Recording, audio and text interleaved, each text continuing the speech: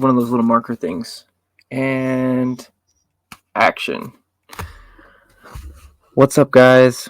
We're going to do one more video today, and this one's going to be Matt Fraser. I'm going to be reacting to him. I've heard of him, I've seen him before, and so we're going to see what this one looks like. I'm very curious about this guy. So, I've seen psychics way back in the day, but it's been a while, so let's take a look at this guy. That used to stay with her and like she used to take care of you back when you were younger. Because she showed me like you being younger and like her touching your hair and the things that she used to do with you. She says, and I want you to know, she says that I've been watching over you ever since my departure. She says, so please let her know that I am okay. And that more importantly, she knows that you think about her every day. Because she says to me that you think about her in the car and you think about her when you're driving. She says, I want you to know that I'm right there. This is my phone screen. You can't see because I text. This is my grandma. Oh my God. Jeez. So there's a lot of things going on here, and I'm not trying to debunk psychics, because honestly, there's so much emotion involved in this. This is why it's such a lucrative business. The crazy thing, though, is that because it's feeling is reality to that person, and emotions come in waves. So because emotions are subject to change, your reality is subject to change much more than logic, for example. So when you take somebody who's been victimized of something or who's lost a loved one, which is everybody, these different things that happen to people, it's kind of a 50-50 relationship where I'm going to give you what could be a communication, or it could be something that I'm saying to you. But if you really want even a 1% chance of connecting with your dead loved ones, you need to go in the other 50% by giving to me, communicating to me, giving me information, and then that's when reframing and all those things take place. So I'm not denying psychics exist at all, and I applaud people who are really good at it. But what I don't like is people who have lost loved ones getting taken advantage of by fake psychics, because it's not cool. So no, it's her way of just acknowledging that. And do you take it out and just talk to her or talk to that picture? Know that your grandmother knows that you have that phone. And I gotta tell you, your brother's here. And because he keeps saying like, that's my sister. And he's a hot shit when I'm connecting with him on the other side. How old was he when he departed? 44 when he passed. But when I'm connecting with him, it's funny because your brother looks younger to me. Like, he looks so much younger when I'm connecting with him. I feel like he never grew up to be like 44. Like, I feel like he always just stayed with the times. Here's another really cool thing about, if you are the psychic, the interpretation, there's so much open to interpretation that reframing is a skill set. It's an art form almost, where if you say something and it doesn't hit, like say for example he takes a stab in the dark for the age and he gets it wrong, and he's like, he could always reframe it in a way where like it's like he never grew up. It's like he had this young personality. He didn't take a shot and miss there too much, like, but it's like there's an embrace, because you paint it red and you take whatever could have been a failure and you're bringing it right in front of people. That combined with a charismatic attitude, and then, like I said, reframing, because it's crazy. People have no idea how much, especially with human psychology, how much we don't even, like our memories, for example, 50% of our memories aren't even real memories. We're constantly reframing them as we go. So things that we think happened are different than they actually are. We're seeing them in our mind, because it's like that shadow game or the whisper game, where it goes in a circle. By the time it gets back to you, it's a totally different thing. Our memories are like that. We're constantly reframing them and crystallizing a different image based on what our mindset is, what thoughts we have on repeat, what emotions we're feeling. And these are all things that are changing all the time. somebody who's really good at, being a psychic or a mind reader or a magician even, the pros are really good at reframing, so that because they know that the most important thing is not what you're even seeing in front of you, but it's what you go home with, what memories are planted into your mind. So you inceptionalize things, you plant seeds of ideas, and they let them grow by reaffirming them and giving people the emotions that they want and crave so badly. When you're able to provide people with the emotions, everything else is easy, because that's really all that people want. Everybody just wants their emotions to feel a certain way. That's why people will pay lots of money for that. That's pretty much all people ever pay money for, is for those. They want those good emotions. That's what drives most people. So when I'm speaking to him. And he says to me, can I just have your hand for a minute? He says to me, the first thing that he wants you to know is sorry for everything that you had to witness with his departure, because it all happened so quickly. And he passed in tragedy here in the physical world. So your brother says to me that the first thing that he wants you to know. he passed tragically here in the physical world. Well, I wouldn't even call that a Barnum statement, because it's pretty much applicable to anybody. But again, it's not about what you're thinking in here, it's about what's going on in here, because a lot of what he's doing is a direct, narrow pathway into these people's hearts.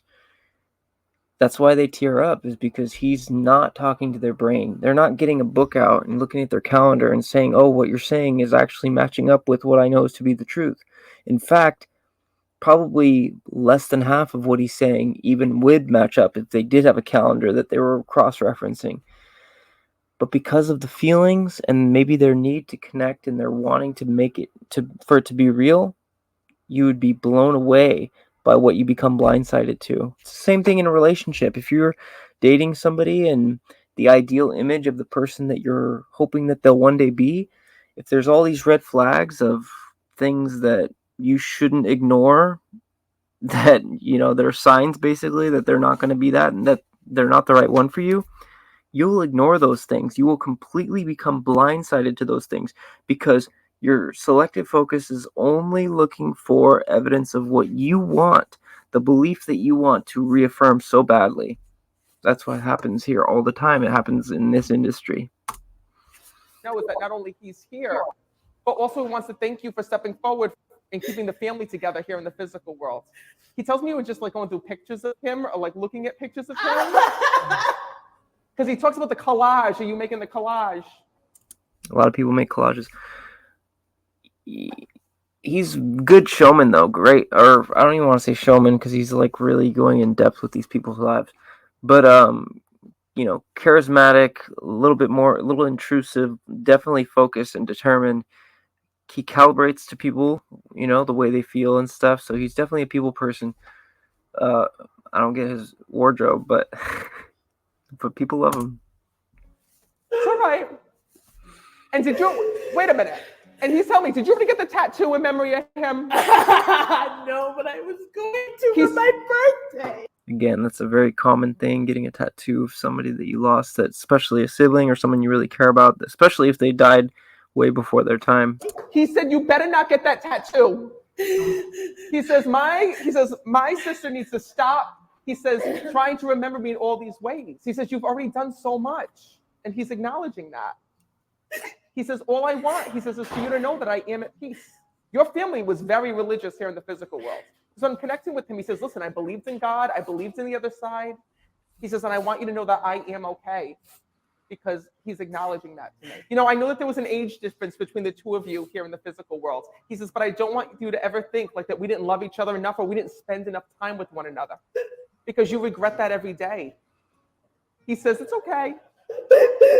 That's another thing too, that everybody, no matter who you are, no matter how much time you spend with the people you care about, there's a part of us that's biased towards negativity that will always find that we could have done something more.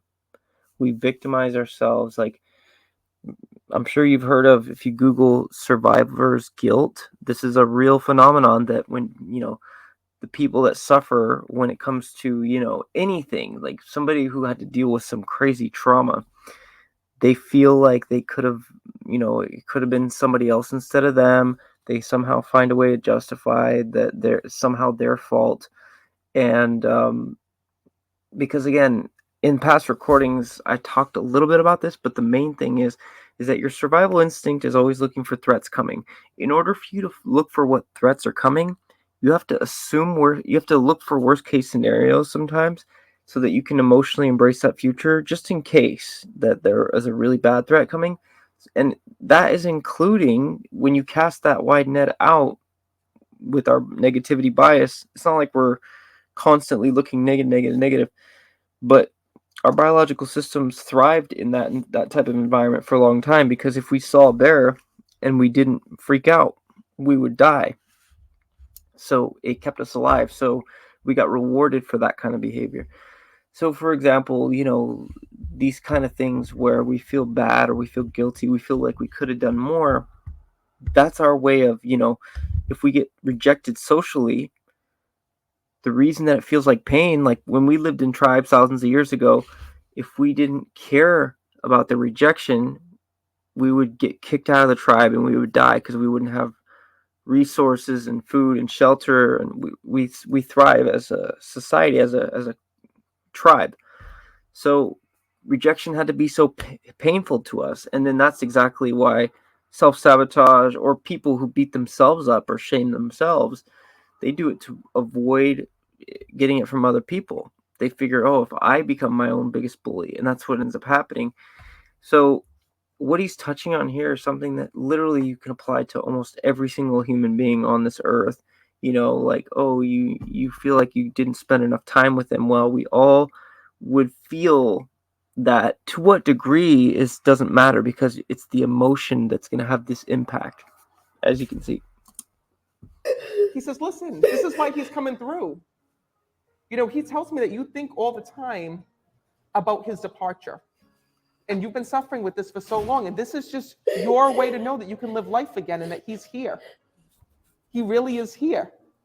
And he stinks when I'm connected with him. He's got all this cologne on when I'm speaking to him. What was with mixing the colognes or wearing all different colognes? Yo, this is freaking wild. Because he's got like all of these bottles he's mixed. I'm feeling like I'm having like Old Spice and like Pierre Cardin, like all these weird things that he smells like. And I'm like, are you kidding me right now? He would own like 17 bottles of Bond and all these other like expensive like colognes and like layer them on. Like, that's what I'm saying. Like, that's wild. This is freaking wild. Your grandfather's stepping forward, and when I'm connecting with him, he told me there was heart here in physical world. What was the heart issues with the heart problems? I don't know if that's my grandfather or my dad. Oh, your dad also departed? My dad died from heart attack. That would be who it is. Because when I'm connecting, I start to feel things, and I just felt like my heart started to fluctuate. And again, you can't deny feelings. Like, you look at what's going on with our society right now, you got half the country saying, oh, facts don't care about your feelings. And then you got the other side of the country that's saying, like, you can't deny what people are feeling, and what people are feeling is real if it's real to them, and all these things. So it feels real. Whatever you feel is real, because in that moment, that's your reality. That's why when Joe Rogan talks about echo chambers, when you are in a society of people that are only telling you what you want to hear, then you're breeding in a society where you're not wrong at all, and your truth can be as severe or not severe as you want it to be, because you're in your little echo chamber. The internet has kind of created this, but at the same time, look at all the beautiful things we got from the internet. So it's a double-edged sword. We got bad things and good things with the internet. So at the end of the day, things like well, I'll leave it for now. And then he said to me, I felt like he almost died years earlier, but then was able to recover from this. So in other words, they were keeping an eye on his heart. Do you understand that? How long ago did your dad depart? 10 years. I got to tell you, he's making me step forward and speak, because I feel like there's still a mystery over his passing. Meaning that even though that your dad had died, he said to me, I never expected to die at this time. Your dad tells me that he was sick that whole week. I know what had happened. He just said to me that he had just gone to the doctors, or was just at the doctors, like I felt like that week or the week prior, before he had died. Because he said to me, Go ahead. He was not here in LA with my family, and he died unexpectedly when I got back. And my mom that day, he had been saying that I'd been having pains in his chest all week, and my mom said, when you get back, we need to take you to the doctor. And he had never made it. And he never made it. Because your dad says to me that you think about this all the time and you think, well, maybe if we got him to the doctor sooner, there was something that could have been done. You ask your father all the time, or you say to him, I wish I could hug him one more time. Your dad just asked me to give you a hug from him. I get how beautiful, in a way, this can be. It can be very healing if you give people permission, because a lot of people won't give themselves permission. That's why this is not like a black and white, like this is absolutely terrible or this is absolutely good thing. Because the way I've kind of created a foundation or the structure of my belief systems nowadays, I'm in my 30s now, is that belief will get me from where I am to where I want to go. And that could be a million different beliefs. And because we live in a dual-natured world where two opposing ideas can exist at the same time, then you can look at the most terrible thing in the world. I mean, maybe not the most. I'm trying to use it as an example, but you can look at something that's terrible, and you can find. You might have to look very hard, but you can find something in there that you can benefit from, even if it's just a lesson, even if it's just a relatability, like a story of relatability. For like, I've had tons of examples of that where, somebody who lost their kid or they had to go through something terrible, and they would go to a meeting that they ended up helping somebody who was suicidal, was ready to end it all, and they went to a meeting against what they even wanted to, and the guy that ended up sharing was just the right person to break through to this guy, to get him to open up, to really get him to, get the help he needed. But he wouldn't have listened, because he's like, that's what one of our things that goes on in our brains is that we try to customize our trauma in a way that we can rationalize no one ever knowing what we're going through. And the more unique, the more we feel like we have that justification. See, our comfort zones are very can be complex, but they're basically like the diving board metaphor that I've said in past recordings. Like, if you're on a diving board and you say, give me a minute, and then you say, give me another minute, the longer you take, is it going to be easier to jump or harder? So there's a momentum going on there. It's the momentum of making excuses, the momentum of justification for your situation. So you can only do two things. You can either take action, which is jump off, or you can keep making excuses for where you are. And those are the only two. So when I say, for example, that two realities can exist at one time, for example, like, you could look at something terrible and you can find something good in it, even if it's hard to find. How it applies to this, like, you can see that there's healing taking place. What if there was somebody who wouldn't allow themselves to give themselves permission to feel that relief and to move on with their lives?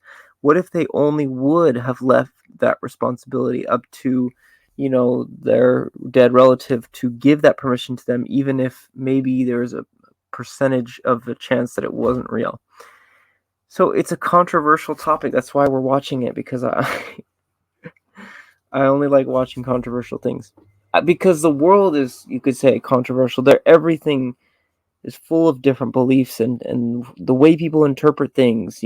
There's people that will die on certain hills, certain beliefs that they believe in to their core. And my favorite topic of the entire world is that mechanism that creates that stern belief, that what's going on in the mind, in the brain, in our subconscious, in our paradigms. Who programmed these things in, and what can we do to change those things? That's really what I love more than anything. That's one of the main drivers that inspired me to do this channel. To inspire people, to educate people in certain ways, and also to educate myself, because I have tons of things that I don't know still. I'm on a commitment to an ongoing lifelong learning path. So, by the way, if you guys have any ideas of videos that you guys would like me to react to, or topics that you'd like me to talk about, feel free to leave them in the comments. I know right now, because I'm just barely starting this journey, I barely have that many subscribers, so I might not get any comments, but I'm going to just start throwing those out there because I know how this game works with YouTube. Same thing with anything in social media. You got to be consistent, and you got to just keep putting content out there, and when I start getting more stuff, then I'll start getting, more of you guys. If you're not subscribed though, look forward to great content, and click like and subscribe, and you'll get more videos, and I'll try to give you some really good material. So look forward to that. I think this is over, but let's just go a little further here. I know that he is with you. The biggest thing that when I think of him is I think of his hugs. He said that to And me. I feel like every time I think about it, I like hug him in my mind. He said to me, you ask him all the time, I just want one more hug with him. So for him to make me come over here and hug you, it's his way of just Hug your parents if you love them. Seriously, you never know when you're going to lose them. just acknowledging that Never know. and letting you know that, he is so proud of you. Oh, and there's one other thing. He reaches you in music. So if you hear music that Oh my reminds you of god! him, that's his way of just letting you know that he's there. Because he said to me, like, he plays songs or has songs in memory of me. For me and my sister, it's like we hear him through music. Well, thank you for letting me channel Thank you. him for you. And I hope that brings you a little bit of healing knowing that he's with your grandfather as well. So we haven't even started the show yet. So we got to go and do that now. This is crazy. I just walked out. All right. So that's it for that video. Thank you for watching. It's kind of a longer video, but appreciate you guys staying till the end. Click like, subscribe, and I'll see you guys in the next video.